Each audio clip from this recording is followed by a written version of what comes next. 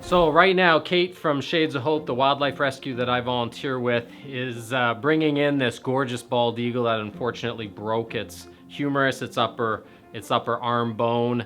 What an amazingly beautiful creature. And so basically the plan is we're going to take a look at the x-rays and figure out the surgical strategy, where I'm going to put my pins, how I'm going to be able to stabilize this broken bone, and then obviously get back to Kathy at Shades of Hope and give her the good news that hopefully everything goes well.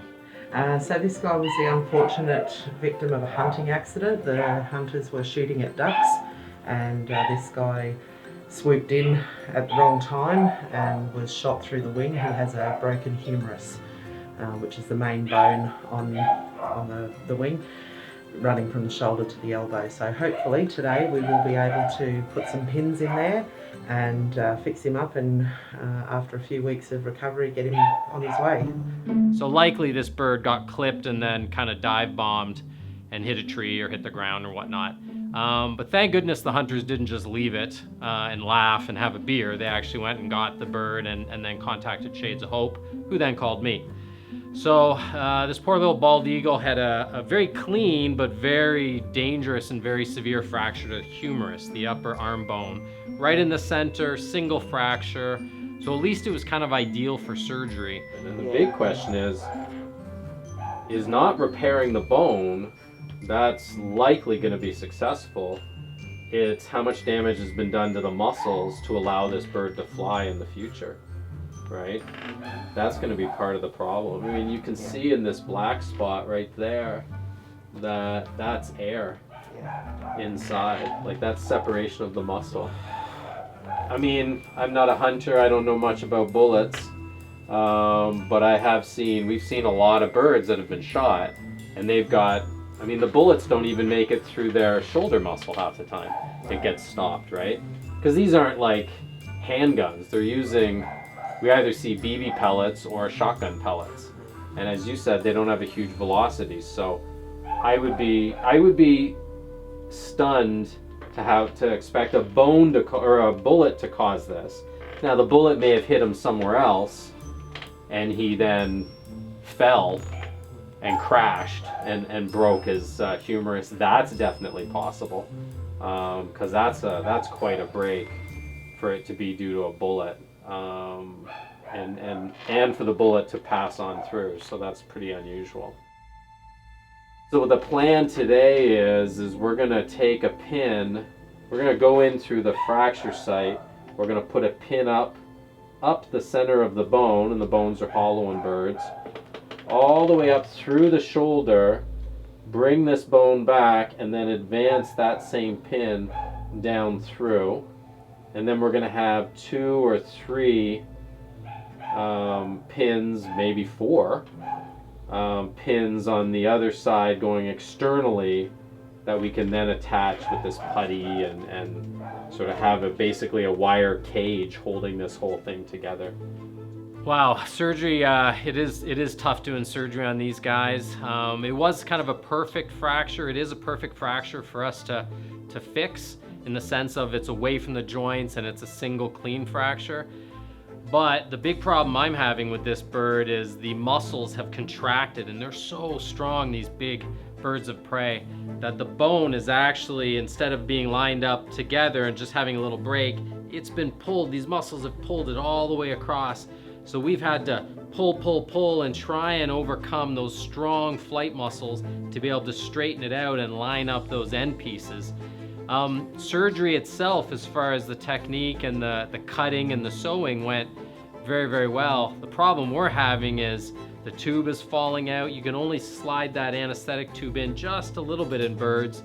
Very different from cats and dogs, where you can put it way far down the trachea. And you know, the big issue is this thing keeps wanting to wake up, and it actually did wake up very briefly when we were plucking the feathers.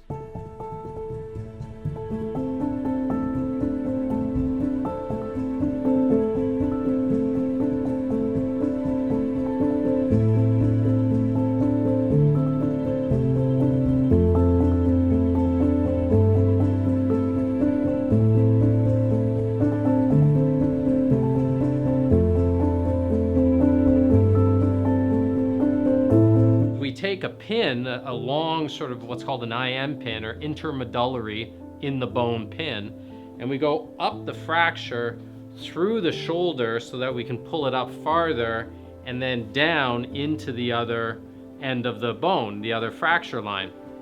And this allows us to take that pin out later on. Unlike, say, mammals, people, dogs, cats, we can't put in plates or heavy wiring into these birds because we can't remove them and the birds won't be able to fly. This giant bird only weighed 10 pounds, so 500 grams, let's say, of metal is going to make a big difference. So the plan now is the bird goes back to Shades of Hope and gets some lovely TLC there, and in about 3 weeks I'll assess the wing, pull those pins rather easily just with a mild sedative, and then we'll give them another couple of weeks for her to get stronger and start testing flight. They have a nice big sort of flight testing building there, and hopefully before Christmas, in 6 or 7 weeks, this bird will be off flying around and enjoying life, and hopefully she's going to stay away from ducks when she thinks there might be hunters around. Hopefully she learned her lesson.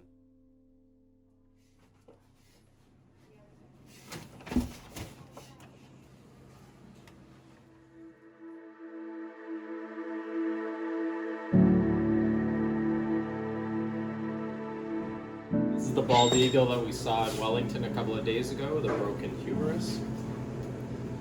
He's healing up great. They're calling him Wolf because he's a pain in the ass and he likes to try and eat everybody. Apparently that's a good sign. We just did some physiotherapy on him, stretched out and massaged his patagion, the ligament that kind of runs from the shoulder down towards the carpus, basically, and putting on a new body wrap. How often do we do this? Every 3 weeks. Every 3 weeks.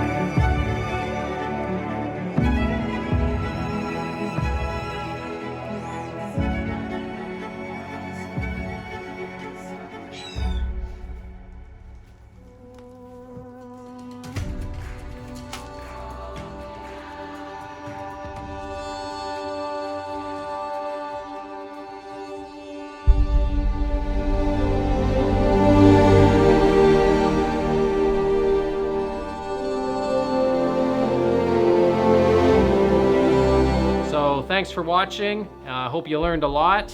Be sure to subscribe, be sure to comment, ask me any questions, tell your friends, and last but not least, always be kind to animals.